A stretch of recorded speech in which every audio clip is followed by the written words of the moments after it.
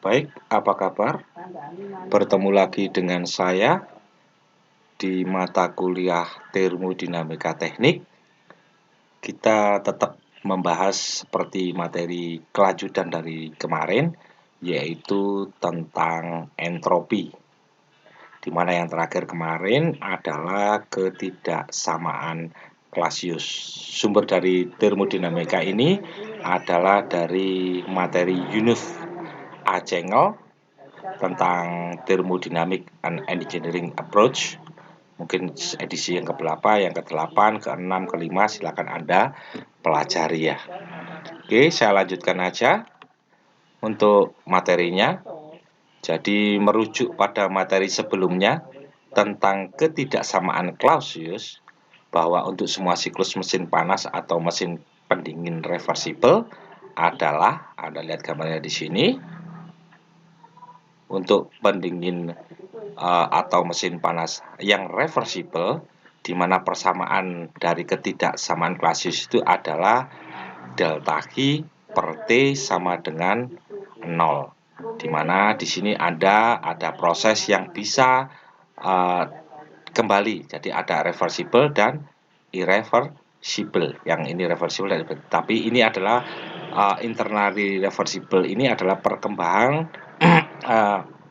di dalam ya proses yang terjadi di dalam suatu sistem.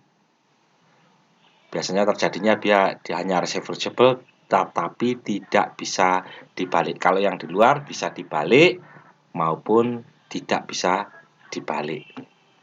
Sedangkan untuk semua siklus mesin panas atau mesin pendingin irreversible, di mana diketahui delta Q per T-nya kurang dari atau sama dengan 0. Ya, dari materi kemarin.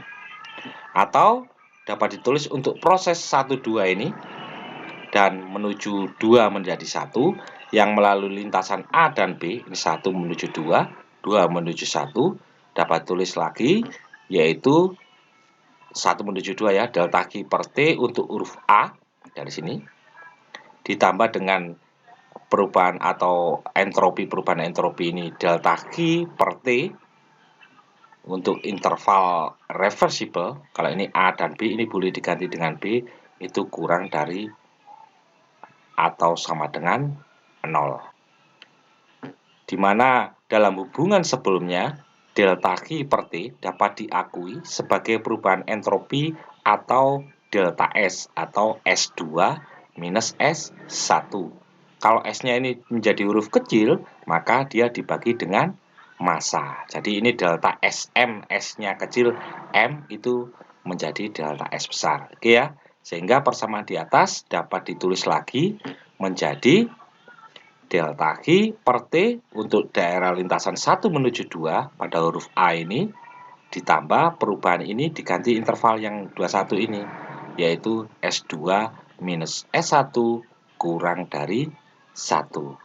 Dan kalau kita sederhanakan lagi, ini akan menjadi, atau kita balik ya, ini dipindah, ini tetap, maka ini akan berpindah ke sana, dia akan menjadi minus toh, karena ini tandanya positif.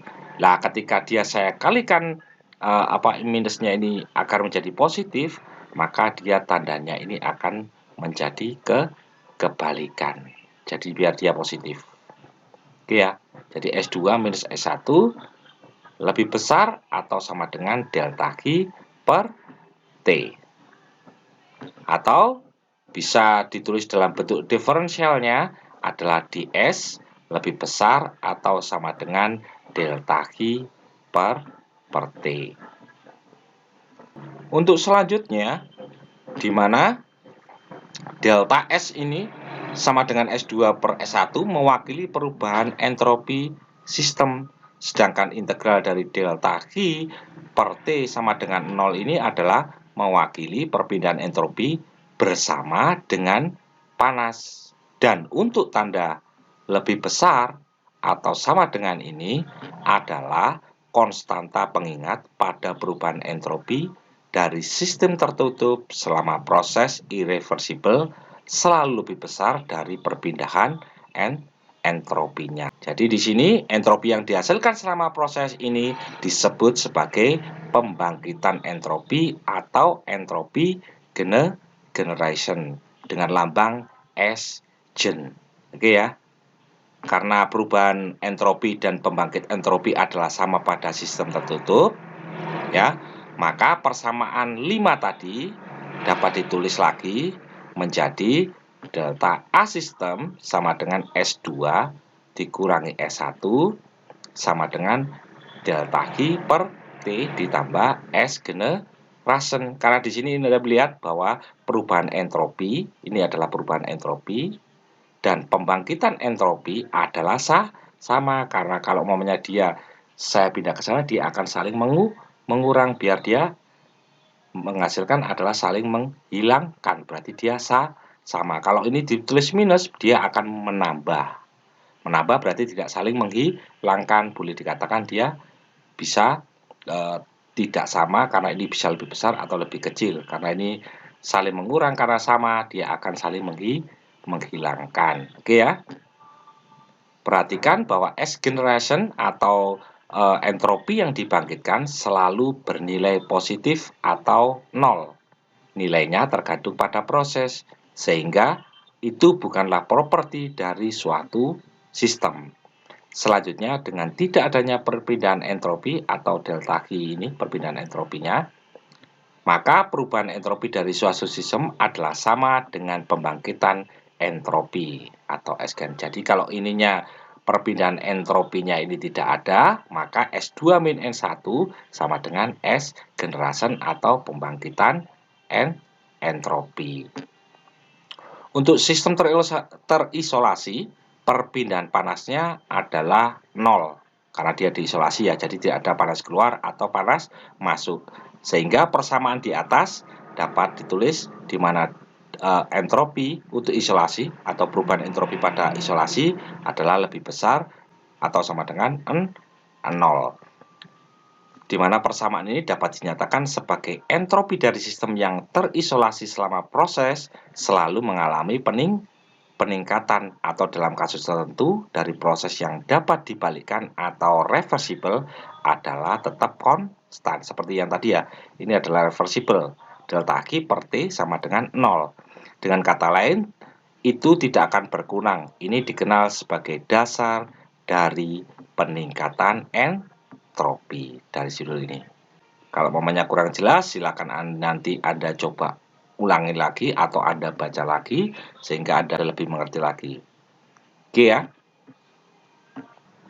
Intinya bahwa kalau perbedaannya adalah di sistemnya, di mana di sistemnya entropi itu bisa mengalami peningkatan walaupun di luarnya itu terisolasi. Tapi di dalam sistem itu bisa saja entropinya mengalami penurunan. Yang pastinya perubahan entropi itu selalu mengalami kenaikan seperti ini. Jadi selalu bernilai positif atau 0 yang dibangkitkan ini. Ya.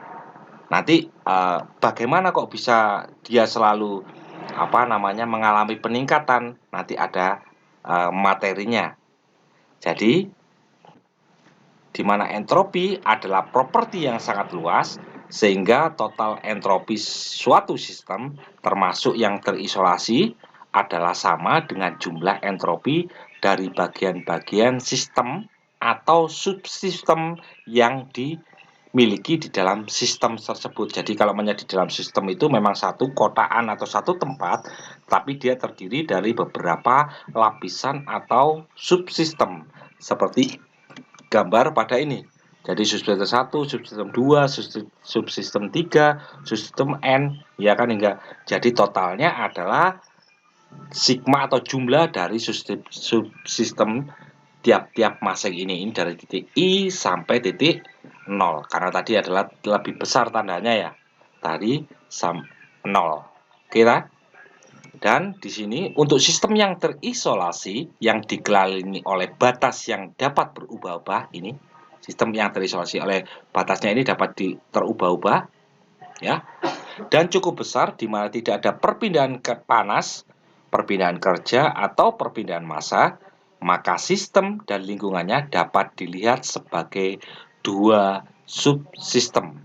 Nah, di sini sistemnya, ini yang melingkupi adalah sistemnya ada 21 dan 2. Nilai perubahan entropinya adalah jumlah dari perubahan entropi, sistem, dan lingkungannya. Jadi ada jumlah perubahan di sini ditambah dengan jumlah perubahan yang di lingkungan dan setara dengan pembangkitan entropi atau S generation. Berarti boleh persamaan ini dari teori ini ditulis dalam persamaan delta S generation sama dengan delta S total sama dengan delta S system ditambah delta S surrounding. Jadi delta S generation atau pembangkitan entropi ini sama dengan perubahan entropi total atau sama dengan perubahan sistem ditambah perubahan yang melingkupinya atau lingkungannya lebih besar atau sama dengan 0 dari persamaan sebelumnya. Kenapa kok tandanya ini ya? Oke. Lah, tanda sama dengan di sini, ini yang ini dengan ini berlaku untuk proses reversible. Sedangkan tanda ini yang lebih besar atau sama dengan ini berlaku untuk proses irreversible atau yang proses tidak bisa dibalik.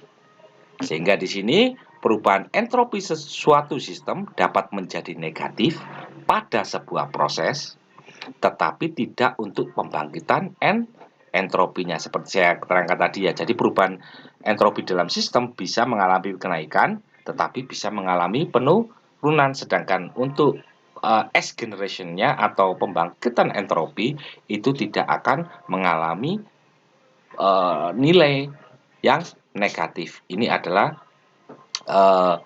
tandanya. Jadi di sini S generation sama dengan S total ditambah sama dengan S system ditambah S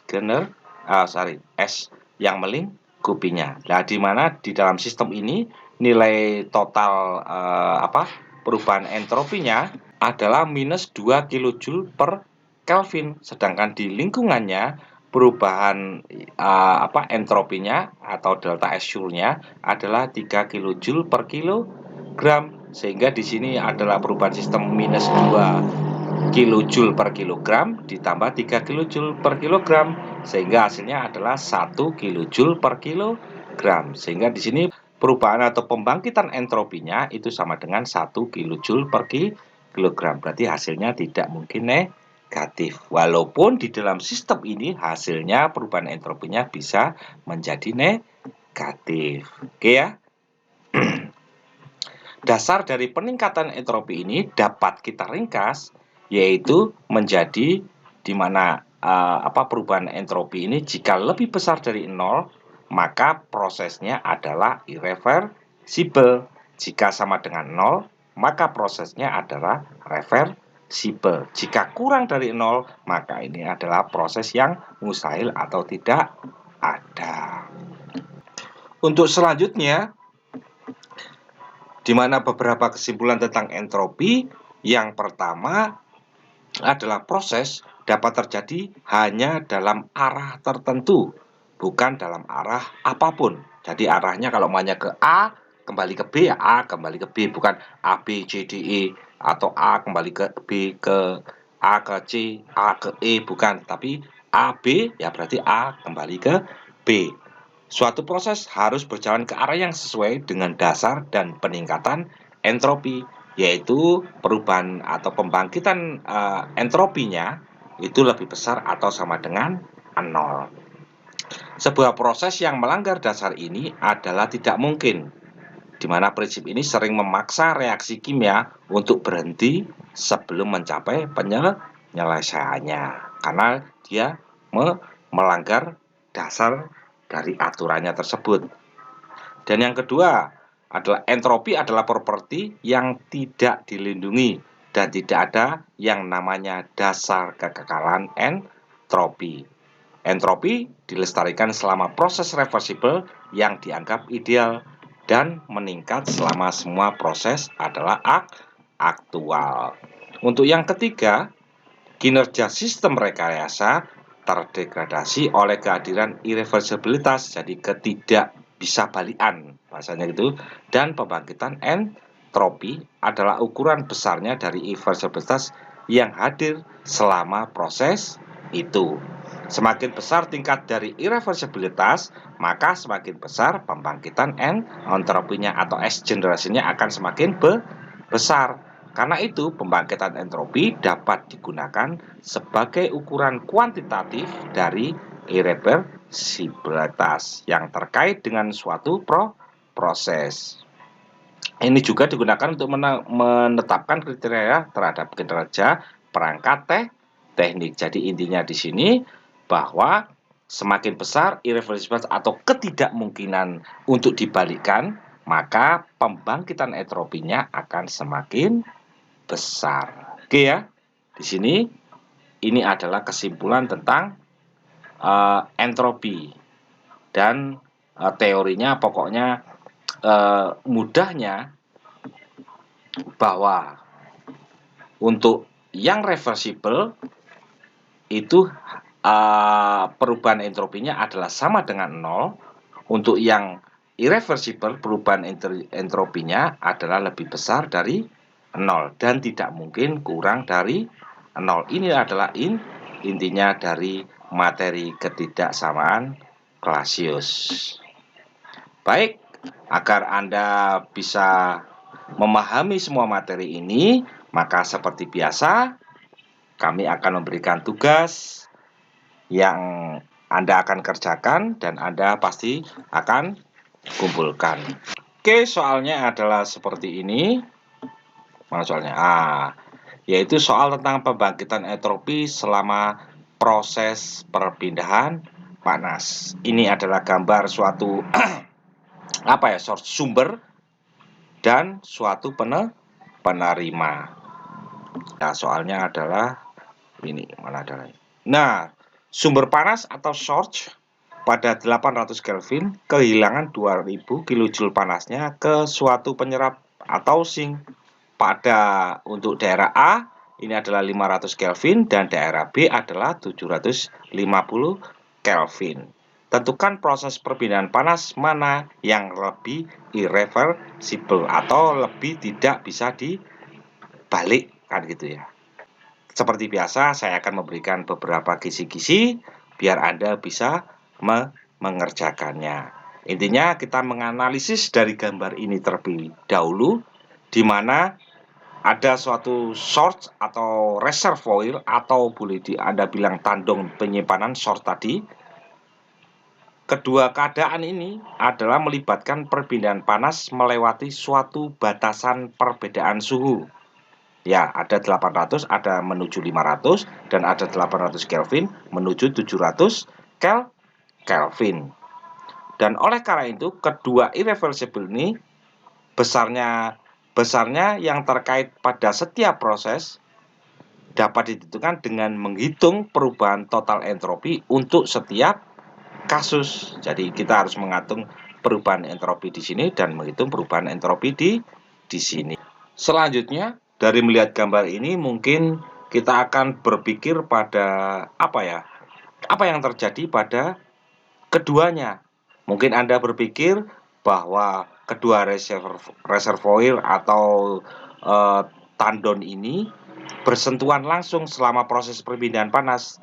Tetapi ini tidak akan bisa terjadi karena suhu pada suatu titik hanya dapat memiliki satu nilai, atau boleh dibilang di sini suhu dari 800 untuk satu tandon itu 800 menuju 500 di satu titik dan 800 menuju 700 di satu titik, dan tidak mungkin dari sini meloncat ke sini karena dia tidak ada sambungan. Oke ya. Karena tidak ada sambungan, maka temperatur ini akan dari sini menuju ke sini dan dari sini menuju ke sini dan tidak akan meloncat. Oleh karena itu, untuk mempermudah menjawabnya, kita asumsikan bahwa kedua reservoir ini atau tandon ini dipisahkan oleh suatu partisi atau suatu yang atau yang dianggap ini terisolasi lah partisinya di sini. Dan kita anggap bahwa proses ini adalah steady atau tetap. Terus kemudian perubahan entropi untuk setiap reversible kita menentukan dari persamaan di mana perubahan entropi itu dasarnya tadi adalah dari, maaf saya cari dulu, perubahan entropinya adalah, ini adalah perubahan entropi, ya. Oke. Nah, perubahan entropi atau delta S-nya. Nah, delta S-nya adalah ini, ya. Oke, perubahan entropinya. Kemudian kita lihat di sini bahwa short tadi yang saya bilang dia adalah yang memberi dan ini adalah yang menerima. Maka kalau dia memberi, maka dia akan melepaskan panas. Nah, panasnya mana? Nah, panasnya nanti akan lihat. Kalau melepas panas, maka dia tandanya adalah negatif. Kalau maunya dia menerima panas, maka tandanya adalah positif. Ingat ya. Jadi tanda negatif maupun positif ini bukan berarti tandanya itu adalah dia nilainya negatif lebih kecil atau positif lebih besar. Cuma ini menandakan bahwa negatif dia itu akan melepas panas, sedangkan positif itu akan menerima panas. Sehingga di sini ini adalah yang kita ketahui yang pertama, yaitu temperatur shortnya. Temperatur shortnya ada sama di sini, yaitu nilainya 800. Kemudian ada panasnya adalah, ini 2000 kilojoule. Sedangkan penerimanya ada di satu titik untuk A adalah 500 Kelvin dan penerima di B adalah 700 Kelvin. Sehingga di sini tadi menggunakan persamaan itu tadi, Anda mengatakan di sini adalah key source. Key source berarti source adalah pemberi. Tandanya apa? Dibagi dengan temperatur shortnya. Temperatur shortnya berapa? Nah, nilainya berapa? Terus delta S untuk sink-nya yang menerima. Nah, berarti Q-nya untuk sink berapa? Tandanya apa? Oke ya. Q ini apa? Panas. Dan temperatur sink-nya berapa? Itu untuk satu titik itu tadi. Ya. Jadi sink-nya di sini Anda melihat ini source-nya. Oke, setelah Anda mendapat itu, maka Anda menggunakan persamaan perubahan atau entropi yang dibangkitkan di sini. Anda menggunakan. Ya. Oke, berarti jumlah dari S totalnya ini adalah S yang tadi namanya short tadi ditambah delta S sink-nya. Sehingga Anda mendapatkan perubahan pembangkitan entropinya atau perubahan energi totalnya untuk yang 500 Kelvin. Hal itu juga kita gunakan untuk yang 700 Kelvin, cara yang sama. Sehingga Anda bisa mendapatkan pembangkitan delta S generation untuk 500 Kelvin dan delta S generation atau pembangkitan entropi untuk 700 Kelvin. Dan manakah yang lebih besar? Setelah Anda mendapatkan ini, mana yang lebih besar? Sehingga kalau yang lebih sedikit, ya, maka dia prosesnya adalah yang lebih kecil. Paham ya? Kalau umpamanya dia nilainya lebih besar, maka irreversible-nya adalah menjadi lebih besar. Semoga Anda paham ya dari materi yang saya berikan ini, dan semoga Anda bisa mengerjakan. Kalau masih bingung, coba diulang lagi kata-kata saya. Semoga Anda mendengar, mungkin ada suara yang mengganggu masuk dari luar. Terima kasih Anda telah mendengar dan sampai jumpa pada pertemuan selanjutnya.